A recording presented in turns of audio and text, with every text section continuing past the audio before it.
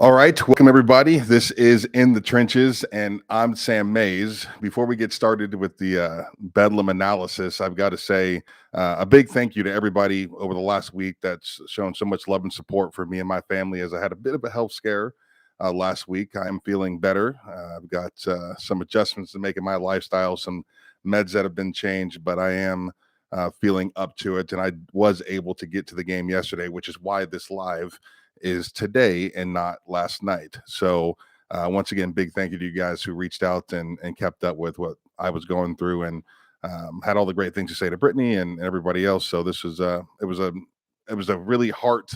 I don't know. It was just heartwarming for me to kind of see the reach out from both OU and Oklahoma State fans. So thank you guys so much. Also, I've got a great announcement. Lock Supply has jumped on board with Sellout Crowd to support my content. This is huge for me. This is an incredible organization. It's employee owned. John Orman and his staff are absolutely exceptional people. And I'm looking forward to partnering with them over the next couple of years to help you learn more about what they've got going on, some of their people that they work with, and really just some conversations about the trades in general. So, very fired up to be working with Lock Supply. Thank you so much for all the support there. Also, big thank you to all of our sponsors: MidFirst Bank, Oklahoma Ford Dealers, Laser Light Skin Clinic, the National Cowboy and Western Heritage Museum, Fire Lake Casino. And remember, driving to your best in Oklahoma Ford dealers today for the best deals on Ford's full lineup of trucks and SUVs. Ford is the best in Oklahoma. All right, let's get to it. I have been struggling all morning with how I was going to arrange this conversation, right? Because obviously I typically do a Sooner breakdown and then I do an Oklahoma State breakdown also. But when you're playing each other, you kind of have to bounce back and forth a little bit. So uh, I titled this live, I think Sooners Fall, right? Because at the end of the day, when I watched it yesterday live, I watched it again this morning. This was such an interesting game because it really felt like Oklahoma lost it, right? The Sooners lose this game 27-24. They had 492 total yards of offense, 344 passing yards at 9.3 an attempt, and then had another 38 rushing attempts for 148 yards.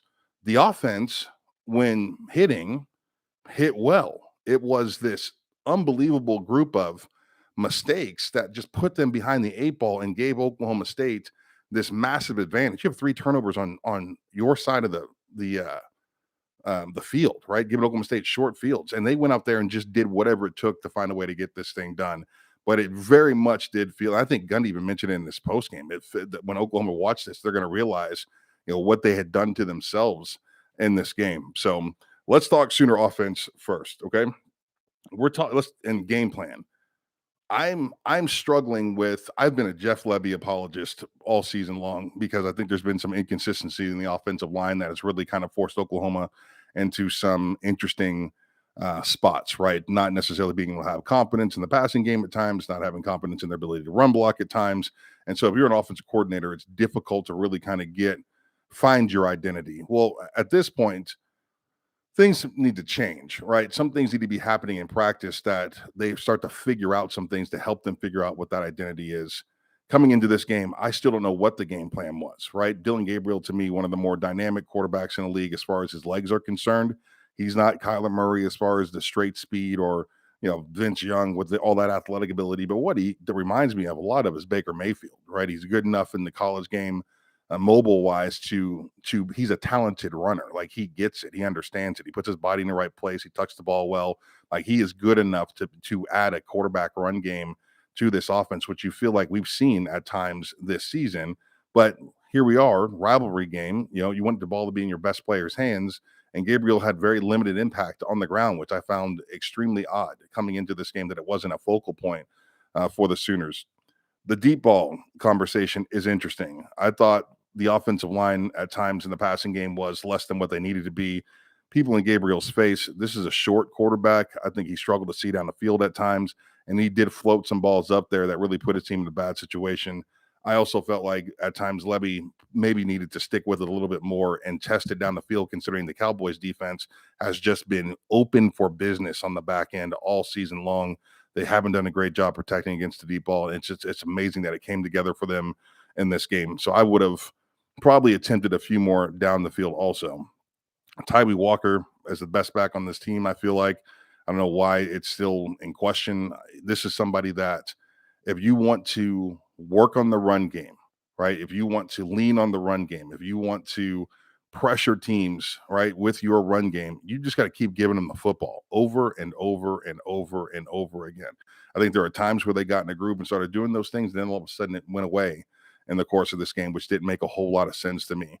I'm struggling with some of the decision making for Jeff Lebby, and I'm shocked to say that in a Bedlam game where Mike Gundy typically doesn't do the greatest job coaching, he absolutely outcoached Oklahoma in this one. He was, I think, the better sidelines went to Oklahoma State, which is why they were able to win this game. So disappointing game plan. I think at times, when you talk about the offensive line, I talked to my dad this morning, and he was one of the best defensive linemen in the country in the late 70s, and he's looking at the Oklahoma offensive line. He's like, Sam, they're so athletic. They did such a good job yesterday. And I'm scratching my head thinking, and I hadn't watched it yet. I thought when I talked to him this morning, because they have struggled so much this year.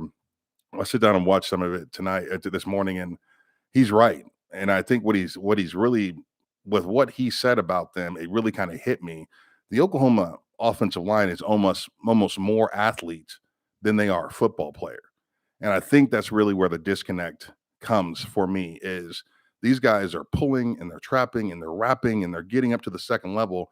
But once they get their bodies in position as athletically as they do, there's really no finish there, right? And I think the more that you force them in those positions, you force them to run the football, you force them to engage the opposing defense, the better that they will be. And so I thought there were times where they got it going, right? And the run game was going. Then all of a sudden, it backed away a little bit. It went away a little bit as they try to do something else. If it's not broke, don't fix it, right? And I just feel like sometimes there's some overthinking by Jeff Lebby in some of these things. Um, the penalty conversation, I thought obviously the Drake Stoops no pass interference call in the end zone was a joke. That referee was, I don't know, 15 yards from the play looking right at it. I don't know how he could possibly not just throw his flag directly at the Oklahoma State defender at that point. I mean, it was unbelievable how egregious that penalty was. Obviously, it was a big moment in the game. National media lost their minds. They talked about it in the post game. People blowing up on Twitter. Skip Bayless, Dari Noga had something to say about it. I mean, there's a ton of people that were furious, and I get it. It's part of the game, and it's frustrating, and that could have been a game changer for OU at that moment. But let's talk about the multiple turnovers on the Oklahoma State side of the field, things that OU could have done to prevent that play from being such a monumental moment in this game. So Sooner offensively, I'm struggling with it. I thought Gabriel looked, coming in this game, I said Ollie Gordon was the best player in the field. I think Ollie Gordon left this game the best player in the field. And I said Dylan Gabriel was the best quarterback coming in this game. And I still think that he is the best quarterback pound for pound, but he wasn't in this game. He just wasn't. I thought that at times where he could have made plays, or they needed to lean on him to make plays, where he typically does, he didn't. And I don't know if it was the crowd noise, which, good Lord, Stillwater, that was unbelievable. Like, it was an unbelievable crowd. Oklahoma State's fan base is extremely educated. They know when to get loud. They 100% impacted that game in a negative way for the Oklahoma Sooners. So I don't know if it was the noise or what, but Gabriel just looked a little discombobulated to me for 4 quarters. Do I think that somebody tweeted me earlier yesterday and said he's an average quarterback? And I don't think he's average. I think he's one of the better quarterbacks in college football, but he did struggle at times in that game. Looking at Oklahoma State offensively, Gundy's game plan was magnificent. Gundy and Dunn's game plan was magnificent. And the name that pops up first is not Ollie Gordon, it's Bowman. And I know Alan Bowman's throwing motion or release or something. I'm telling, me and my fiance were sitting up in the stands and watching the game, and it's like you hold your breath every time the kid throws the ball. It just doesn't make sense to me that he is as accurate as he is, but he was phenomenal in this game. And if you really think about it, Mike Gundy did the only thing that he could possibly do in this game to find a way to win, to have his offense be an asset to the team, is you allow Bowman to throw the ball as many times as he did, right? They had to use that passing game to loosen up the Oklahoma defense and their run defense, because OU's defense is, one, super educated, two, complicated.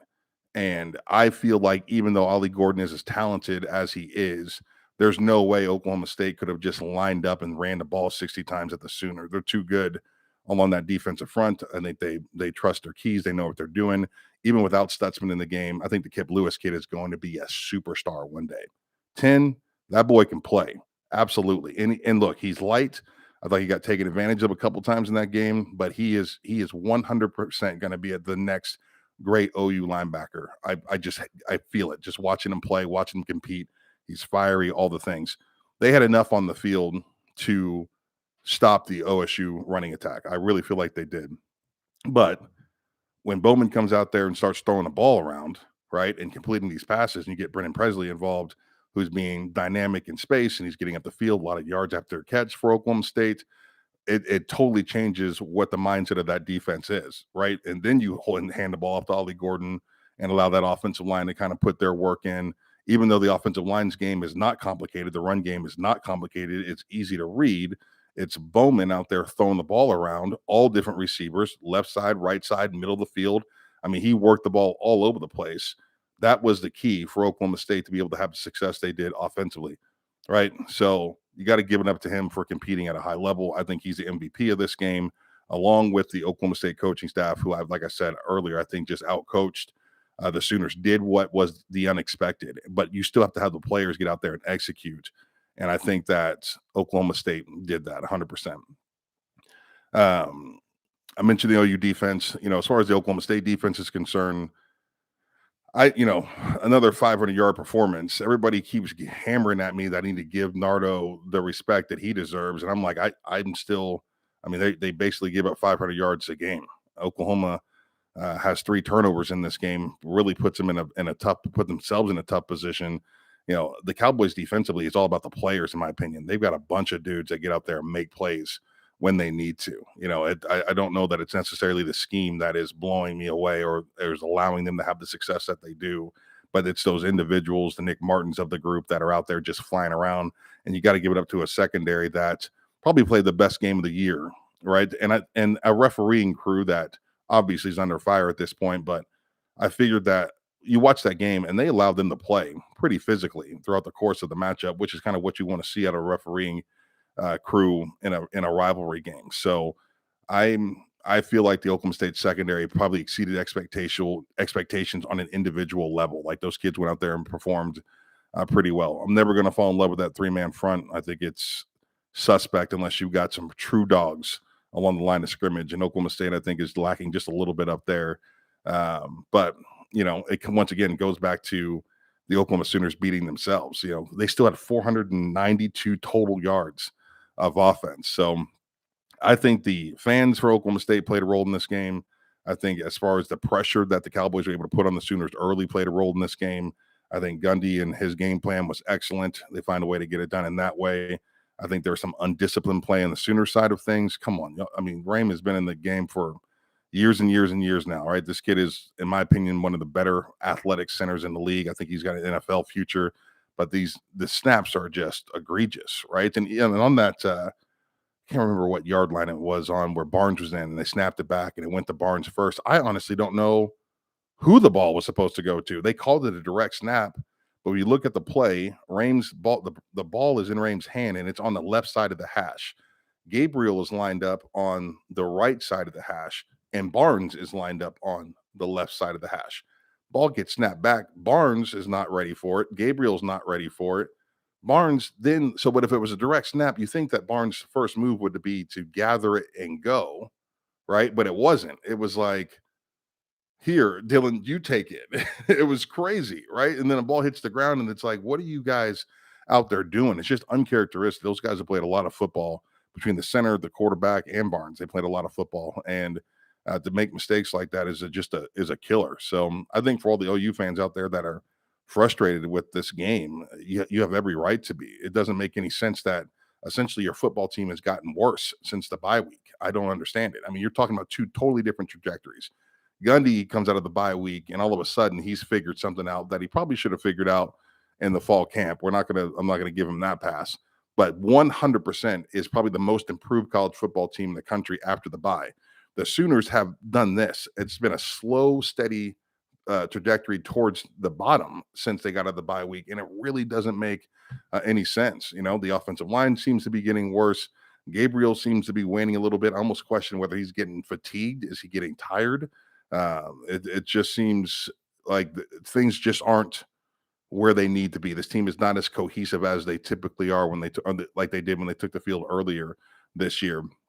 They do such a great job talking about that the team aspect in football and family and faith and all the things down there at Norman. It always just seemed like it was such a tight knit group, but they look like they're disconnected for some reason, right? And just some of the mistakes that they're making just aren't typical of OU football, of Brent Venables football, who Coach Venables picks up another 15-yard penalty here, and I get it, right? It's a emotional game played by emotional men, and he is about as emotional as any coach in the country. But how can you lead, when you're making mistakes like that? Also, I mean, that dude was out there past the numbers.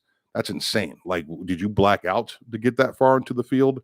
You got to find a way to be better there. So I think OU fans are I think OU fans are as pissed as they are because you sit there and watch the game and you're thinking, what has happened? It's like you just completely fell apart. Oklahoma State played about as good of a game as maybe they could in this situation. Game plan was great. Quarterback execution was great. Ollie Gordon was fantastic. Defensively, they made plays in the moments when they needed to, and they found a way to stick with it behind a home crowd that was maybe potentially the best atmosphere in the Big 12 this season. The Oklahoma State atmosphere is insane. What the Cowboys do every home game, there's 30-something thousand people that tailgate. Every OU fan I talked to in the pregame, everybody was having a great time. There's music and there's food and there's booze and there's tents everywhere. The campus is just blown up. It is the most SEC-like tailgate in the conference, period. And when you got into the stadium, I'll be honest with you, when I heard that the season tickets sold out this year for Oklahoma State, my first thought was, oh, this is a ton of OU fans buying Bedlam tickets, right? That was my first thought. And I went into that stadium thinking it was going to be 70-30, right? Or maybe even, 65-35. Like, I thought it was going to be a very strong Oklahoma showing. And there were a ton of OU fans there, but nowhere near what I expected. I mean, that was the Cowboy faithful buying a bunch of tickets coming in this year. For some reason, they had high expectations, and they cheered their tails off. It was so loud in that stadium in those final moments, and it 100% impacted Oklahoma's ability to do what they do offensively. So incredible game, right? As far as I'm an Oklahoma State alum and played in Bedlam games, and I sure as hell love to win them. There's no doubt about it. To see the Cowboys win that final one was pretty cool. Moving forward, there's so much football left in the season. Where does Oklahoma State go? Where do the Sooners go from here? I'll do a couple of solo podcasts this next week talking about both teams and how they move forward from here. Stillwater, Oklahoma State looking at a Big 12 championship. Oklahoma looking just to kind of establish a footing again this season, as they've had a couple of weeks, back-to-back weeks against teams that they are athletically better than across the board. Oklahoma is athletically better than Oklahoma State. They're athletically better than Oklahoma. They have better personnel on both sides of the ball, in my opinion. And they lost to teams that, they just showed up and they executed better. Oklahoma State executed better. Kansas executed better. So there's some real issues there in Norman that have got to get figured out. You've got to look at not only for this season, but towards the next. I will say this also, and I know I'm going to get ripped for this on social media. I think Dylan Gabriel is one of the top 25 quarterbacks in the country. I wonder what this next several games looks like if there wasn't a transfer portal, right? I wonder because Jackson Arnold to me that kid is special. He's got a cannon for an arm. He is a talented runner. He's got the body to take a beating. I think you could really have a power run game with him at the quarterback position. He's given off more Jalen Hurts vibes with a better arm. Now, I don't think, obviously Hurts is an incredible player, NFL MVP type guy, but the roots, the foundation of what Jackson Arnold is could be something special.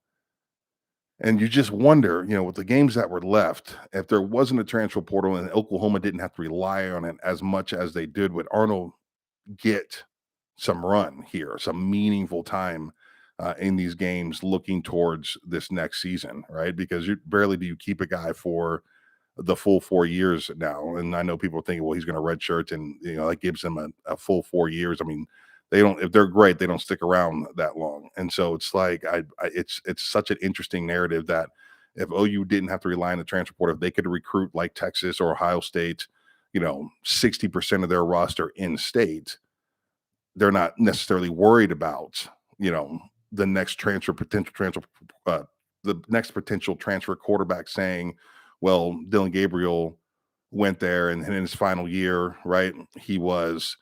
They started to work in another quarterback there. I don't want to go to Oklahoma because I can't trust it. Like if that wasn't the case, you wonder if Arnold would be getting a little run here, and I think Gabriel is like I said, I think he's a top 25 guy. But when you start talking about Sooner football moving forward, like I think this year has been everything that you could hope for in regards to resetting the foundation. Oh, you sucked last year, right? It was hard to watch last year. It didn't seem like they had any sort of stable foundation of the program. You can see it now defensively. I think the offense is struggling right now, leadership wise. That's interesting, but easier to correct, in my opinion, than having a defense that's struggling with their identity. So the foundation that Brent has built defensively is where they need to be. Now you add talent, these guys get older, they get bigger, they get faster. I think heading into the SEC next year, Oklahoma defensively will be fine. I am interested to what they can do on the offensive end. I don't know what Jeff Levy is. He's an interesting guy, right? Like he doesn't handle the media well. He doesn't like being questioned very much. I'm like, this is your job, bro. Like you're not doing a great job. So people have some questions for you, but he comes off super aggressive.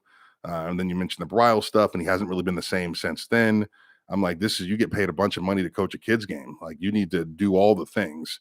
And when things don't go well from a blue blood fan base like Oklahoma, you're going to be questioned from these dudes. Oklahoma fans know what they're talking about. They know what they're watching.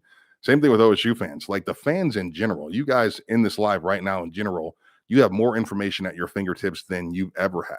Your only reason you're listening to me right now is because I played it, and maybe I can give you some insight on from a player's perspective that's a little bit different. But as far as stats and things like that, you guys know what it is.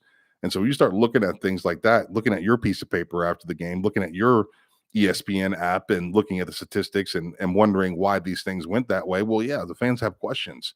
And I think it's interesting that when coaches get defensive more than anything, it's like, someone tell me what's happening, right? This is the Oklahoma State defense is giving up almost 500 yards a game.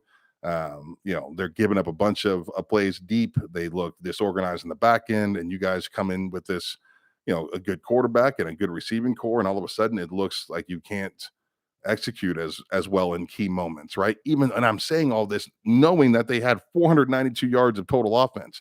What a crazy game it was, and I can't imagine anybody looking at this game, Oklahoma State fan included, and thinking, well, the Cowboys just were by far the better team. The Cowboys executed better on Saturday. They took advantage of opportunities that were given to them by Oklahoma, and they found a way to get it done. They had a great game plan coming in. They had some players show up and be better than I thought they were, including Bowman and their offensive line at times that I thought was going to struggle with the Sooners defense. They made plays. Good teams make plays. Oklahoma State made plays, and they found a way to win. But the Sooners 100% wrapped this thing up in a big old gift bow and said, hey, if you want it, take it. The Cowboys are just good enough to take it. So, all right, let's take some questions. Some of you guys have some great stuff on Twitter earlier that I didn't see. There was somebody mentioned something about game management. If you're in this, I'd love to maybe you ask the question with a little more detail. Um, we'll see.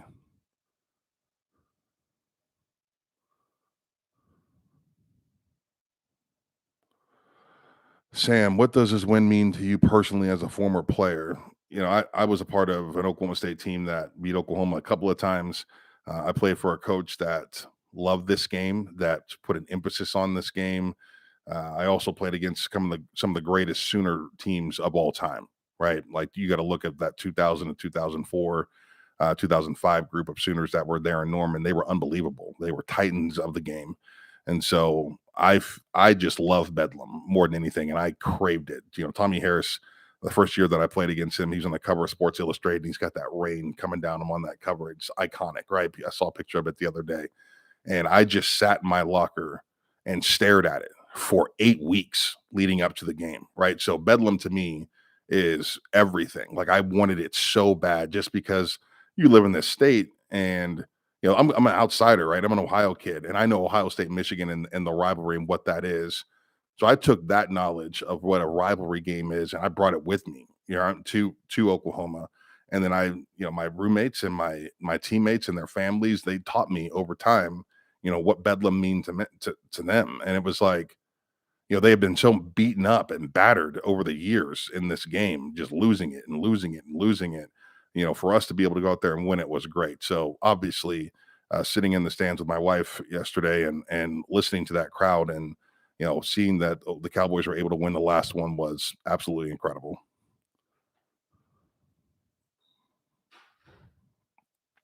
I find that the personnel decisions with the Oklahoma Sooner surge. What do you think about the way OU has handled the running back room? Why not stick with one or two guys max instead of playing four? I don't get it. I think it's one of the weirdest. I wonder how much of it is politics because of the portal, politics because these guys, moving around and being able to leave and things like that. Maybe that plays a role in it. I'm with you on the one or two things. Like you got a couple of guys there that seem that they're doing a pretty darn good job. The leader is the walk on. So why not just push him out there as RB1 and let it roll? I don't know there seems like there's something happening on the back end that we just don't understand or have the knowledge, right? Um, Sam Lunas, I saw some people say that they should start getting Arnold some reps. I don't know, man. I think it's such an interesting conversation. What we've seen out of Arnold this season, what we saw to him in high school, the body that the kid brings to the table, his arm strength, accuracy, he's pretty damn good, right? Oklahoma's, you could argue that that kid's probably one of the top five quarterbacks in this league, and he's not being used right now. He's pretty talented. Michael Ledbetter, assuming this is the last Bedlam for quite some time, who do you think is coaching Pokes during the next time these two teams play? Who do I think is coaching the Pokes? Man, I hope it's oh,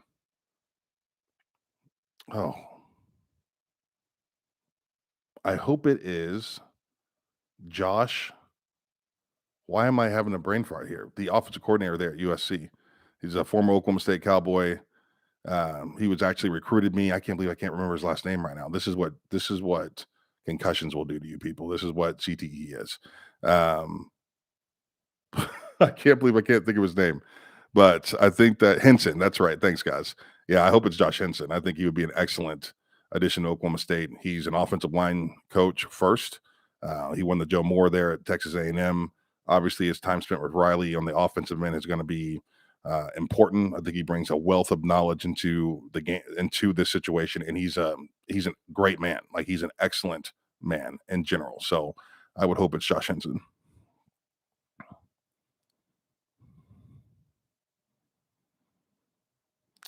Sam, do you think that if they called the pass interference, it would be a difference? I mean, I think it, yeah, I mean, still some work would have to be done at that moment, but yeah, it definitely played a big factor in the game. I mean, it's foolish to say that it didn't.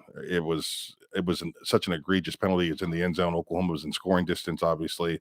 That 100% played a role.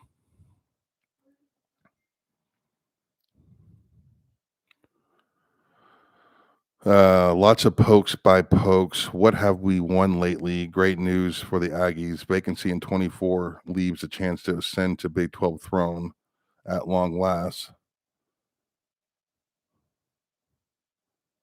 I don't understand what you're saying, Marty. It was too wordy. Michael, does Ollie Gordon have a legitimate shot at getting an invite to NYC if the Pokes keep winning? I would say so, especially if I mean, the Oklahoma State schedule from here on out looks like it could be real nasty, right? If the offensive line stays healthy, they just start giving him, make it a purpose to get him as many yards as possible. Yeah, I think he could be in that conversation. I am just absolutely annoyed that he had 108 yards in the non-conference. Like, this is in the first 3 games of the season. Like, this is something that you 100% should just that dude should be coming up on. The conversation should be more about 2,000 yards for Ollie Gordon than what it is. That he could easily have had, I don't know, let's say 500 yards in the first 3 games. So you add that 500 to what he's done, and then all of a sudden, he's in the real conversation, to be a Heisman Trophy guy this year. I think that um, the fact that he had so few carries in the first 3 games I think that you would hope that the voters would look at that and say, well, this is what he's done since this moment where he wasn't RB1, that he wasn't been given the opportunity to run the football. So maybe that plays a role into it. But I think that kid he's well on his way to getting in the conversation for sure.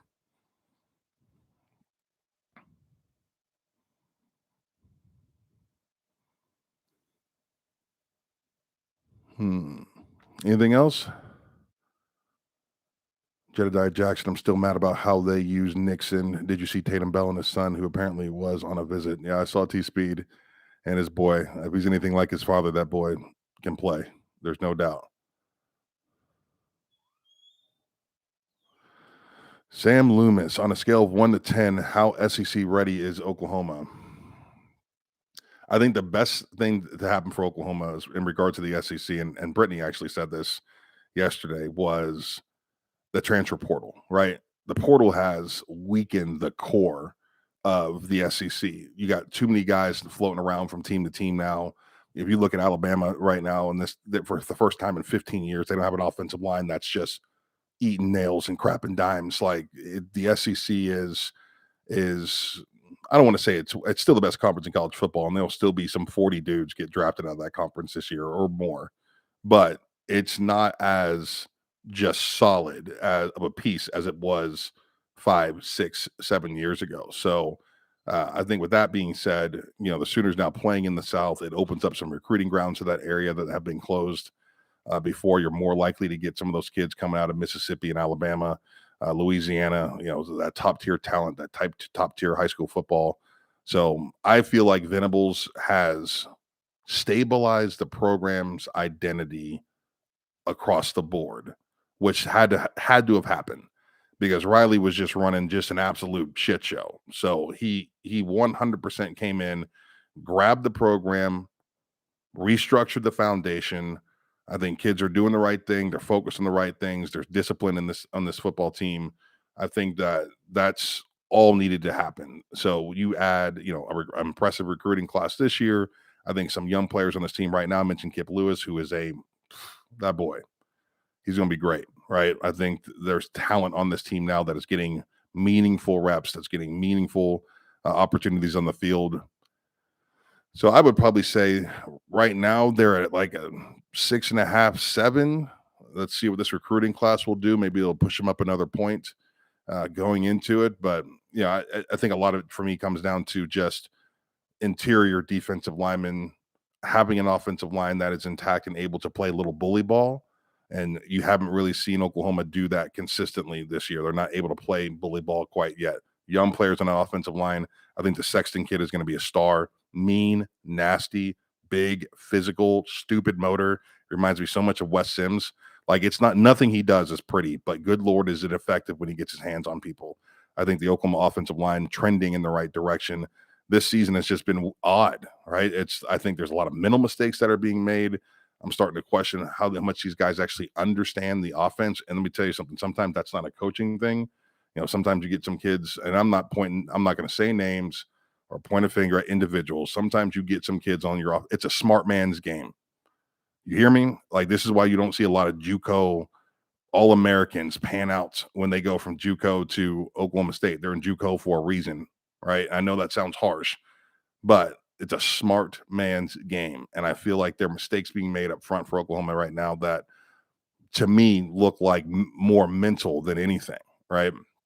So I think they're heading in the right direction. I truly think they're heading in the right direction. They're going to need some help though with that roster and bringing guys in. And the only way to recruit better is to keep winning, is to win more games, get more national spotlight, playing big bowl games, continue to do what you're doing to your facilities. I think the commitment from the university is there.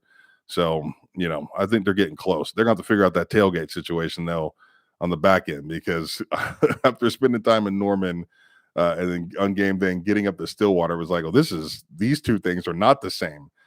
So I think that OU probably needs to pick up that game day atmosphere just a little bit also.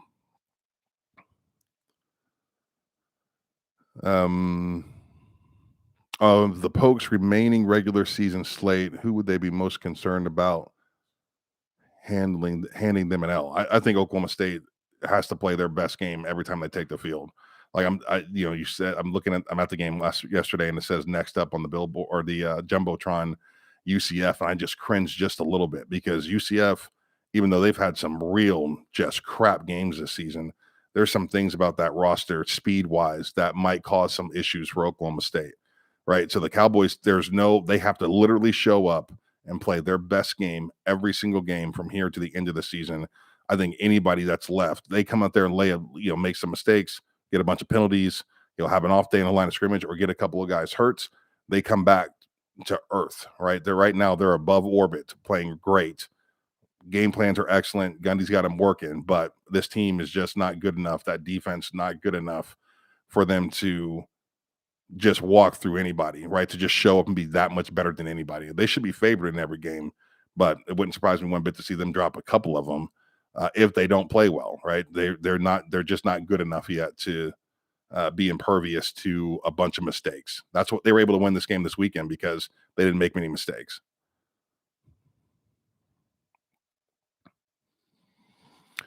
Sam, can you talk about the week after a huge game? Cole, this is a great question because this definitely has an impact on some football teams. There's no doubt. I promise you, right? If this was me and my brothers 20 years ago, if this team is anything like us, they woke up this morning in rough shape. I mean, rough shape. They went to practice. They're going to sweat out the party last night, but the energy level, right? That feeling is still in you. And if you're at Oklahoma State, when you don't have just all the depth in the world, you know, it's overtime games, devastating losses, and big wins can really drain you just a little bit. You go into the next week maybe without the same energy level as you did in the week before. So it's about that coaching staff being able to take, 28, 32 hours, enjoy the moment, there's no doubt, but then you have to bring them back to life. And I thought the thing I love about Les Miles is, you show up to Sunday practice after a big game and you think, man, film's going to be great because let me tell you, there's nothing like watching even in a win or a loss. If you got a coaching staff that's good, they're going to make you feel like a dog either way. Like, what have you done here? And they put it up on film, and it's like, God, I remember that play. I thought it went so well. I did such a great job. But all of a sudden, you're looking at your technique and your footwork, and your coach is like replaying it, and it's like, look how terrible this is. And it's there. What they're doing is bringing you back to reality. Like, man, there's still a lot of work to be done. So Gundy's been a coach a long time. I think he understands this. It's not like he hasn't been a part of big wins before. So I think he'll find a way to do it. But it can be a lot, right? It can be a lot if your coaching staff can't grab your face and point out some things that you've done this week that were egregious and that hurt your team. And these are the ways that you can improve. And we're not good enough to look past UCF, to look past BYU, to look past anybody. Like he's got to 100% grab their attention going into the next part of the season.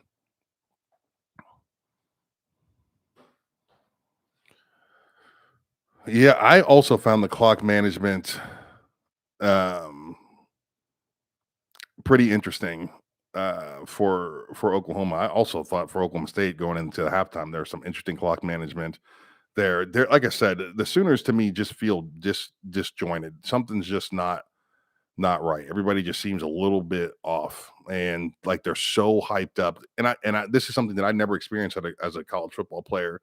And talking to guys like Wes Sims and some of those guys that from that era that I played against, the amount of pressure that's on the Oklahoma Sooners on any given game day, on any given season, is 10 times more than at Oklahoma State or Kansas State or Iowa State. Like, you're talking about this group of the Buckeyes, Bama, Oklahoma, USC starting to feel some of that pressure now because all the hype they created around Lincoln Riley. Like, there's a select few that feel more pressure than others coming in this game, and you have to manage those things, right? You got to manage those expectations. You got to manage the pressure behind it. You have a huge OU Texas Red River game this year that was phenomenal to watch. This team shows up and they do these great things, and they're playing great football in the goal line stand, and Dylan Gabriel's a hero, and holy crap, but all that does is just ignite a fan base who's already a little intense and just put so much more pressure on Oklahoma to get out there and just play great each and every down, each and every play, each and every moment. And it's like you forget that this team won 6 games a year ago. What? Right? They were not good a year ago. And so you take a team that has improved, right? And you put the same kind of pressure that you put on Jason White, right? Or Sam Bradford or Baker Mayfield. You put that same pressure on this group. Well, they don't have the shoulders for it. And I feel like maybe that could be some of the reason they look so disjointed to me. Like, there's a disconnect somewhere. They're linked, their arms are linked together. There's no doubt, right? That's the Venables. Like, that's how he coaches. That's how he lives. That's what he wants for this team, what he wants for those kids. And they've bought into everything that he's saying. But it's almost like they've been beaten up by expectation this year more than anything. And I think that everybody needs to just kind of once again gather themselves and understand that where OU was last year compared to where they are this year, to what they've done in recruiting this year, what it looks like for next year. These are positive things. It's just, I get it. You're a blue blood team. You got a blue blood fan base. You got a blue blood logo. I'm from a state that I grew up an Ohio State fan. The expectations are ridiculous. We got people out there putting for sale signs at coaches' yards, right? I get it 100%. What it is to be a blue blood fan. I think that's why it was so easy for me to get into the media and cover Oklahoma, because I understand those things. But take a break, pause, check yourself just a little bit, and realize that there are improvements being made. They need to gather themselves, settle their feet, and start to trend up towards the end of this season. I don't know that OU will run the table here on out. I think there might be a loss in the future for them, but you got to hope that they're able to show some marked improvement on the offensive line. Gabriel gets himself back on track. That receiving core, I think Drake Stoops is a weapon 100%, but you'd love to see them run some better routes, figure out what you're doing in the running back room. Defensively, I think there's growth and development there for some of these younger players, which is a good thing, but there's a lot of work being done each and every week, not only for this season, but for next for the Sooners. So fingers crossed they can just kind of, like I said, get on the uptick here in 2023, 2024 and finish strong.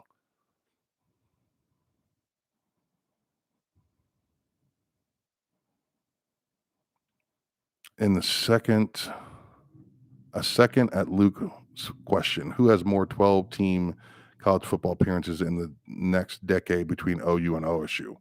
Oh, that's an interesting question. Look, let's not get too crazy about Oklahoma State. They got to find a way to recruit and continue to get better also. There's a ton of good coaches in the Big 12. You're looking at great coaches at TCU, great coaches at Kansas State, great coaches at Baylor, right? All over the place. There's good. BYU's got a national brand and recruit from coast to coast. Now they're playing Power 5 football. What's that do for them boost-wise? What's the commitment from the program at Oklahoma State to continue to grow and develop their facilities?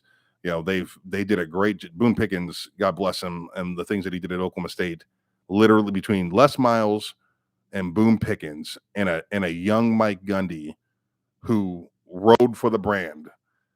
Oklahoma State is a top 25 brand in college football with top 25 facilities, and they've got to start taking advantage of that in the personnel department.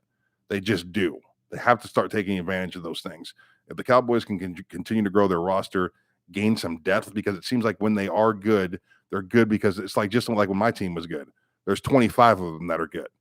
But then you get to the 25 to 35 and the drop off is significant. Oklahoma State needs to recruit better, not only for starters, because they have some great starters now, but for depth. Depth of the football team is what makes teams great. So hopefully they will find a way to continue to do some of those things and recruit better here over the next couple of years.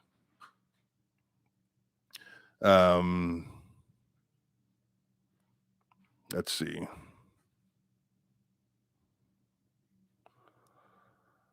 Panda Bear pandering. UCF is going to be scary if OSU holds on to the Bedlam game after. Yeah, for sure. I agree. Yeah, UCF could be scary for Oklahoma State. All right, guys, do me a favor, hit the like button, hit the subscribe button. I love doing these lives. Thank you so much for being patient with me and letting me get it in today. I had a weird week last week, and obviously being out in Stillwater from 10 to midnight last night was a lot. And so I was pretty tired when I got back to the house. I was going to be able to watch some of it this morning, kind of refocus a little bit. I'm 41 years old, and I used to absolutely love going to college football games and being in the atmosphere and watching him from the stands. And now it's like, to do this job the best way I can do it, it's like it's better at home. It's better in front of the television. So like as I'm trying to tweet during a game and nothing is working because the cell phone signals are down, I'm trying to see as much as I can. And I'm looking at you guys' social media posts and I'm like, man, I'm missing like 2/3 of this game because I was sitting there trying to watch it live. So to be able to come back and hop on the computer and see some of it, close up, gave me a chance to kind of maybe do a better job today. So if you guys like this content, if you want me to keep doing it, please hit the like button, subscribe button. Once again, big thank you to our sponsors. Big thank you to Lock Supply, who's on board now. And big thank you to you guys, because I love the questions. I really do. Like, I'll go back, and I know I missed a bunch of you guys' questions earlier. It's always difficult when I'm trying to get out my narrative, right, to keep up with what's going on in the chat. And I think what I probably need to do is have someone join me on the side and maybe mark down some questions of what you guys have earlier. So if I missed your question, I'm sorry about that, but I do really appreciate the comments and the knowledge. Like I said in the podcast, I think you guys bring such a unique perspective to this, and you're going to ask questions that I don't think of. You're going to see it in ways that I don't see it. There's so much value in our audience, I think, as media members, and I'm kind of more of a talk show host than I am a media member or journalist at this point, but I think there's a lot of value in what you have to say. So a big thank you to all the people that added in the chat, and looking forward to the rest of the season. It should be a wild ride from here. So I'm going to do a couple of solos next week, one for Oklahoma State, one for the Sooners. I haven't booked any guests yet, but I'm pretty sure I'll get somebody to join me next week. Also, maybe Garen Emick or someone from Sellout to kind of maybe put a bow on the Bedlam conversation and look towards the rest of the season. If there's anyone that you guys want me to get as a guest or try to get as a guest, please hit me up in my DMs. Or you can hit me on my email, my Sellout email. It's just sam@selloutcrowd.com. Let me know who you want me to talk to, or maybe some topics that you want me to talk about. Also, as we get, we transition from football season into basketball season, I'm excited about this year's Thunder season. I'm a diehard fan of the college game, so you'll hear me talk a ton of Sooners and OSU basketball for sure. I'll talk about a lot of Thunder stuff. I'll have a lot of great Thunder guests on, to give you more detail work. But I kind of get to sit in the same seat as you guys do during the Thunder and kind of ride the wave of emotion. And it looks like it's going to be one hell of a season when you consider this team once again. Like, it reminds me so much of early Russ, early Kevin, play for each other, right? They got this vibe of like a college team. So I'm pretty pumped to go with the Thunder this year. But if there's anything else you want me to talk about, any conversation, like I want to get a kind of a barstool feel to this. Like, let's talk about whatever. Like, this is the cool thing about Sellout Crowd, is I get to take this wherever I want to go. So your feedback would be great. So hit my email, sam@selloutcrowd.com. You guys know me on Twitter @AllAmericanMaze. It's pretty much the only one that I'm just constantly monitoring. I do some Instagram stuff, same name. And you can find me on TikTok also. I'm pretty sure Sellout Crowd has done a great job keeping some of those short clips on there too. So thanks, guys. I appreciate it. The email again, sam@selloutcrowd.com. And that will do it for today. And we'll get at you next week. Thanks, guys.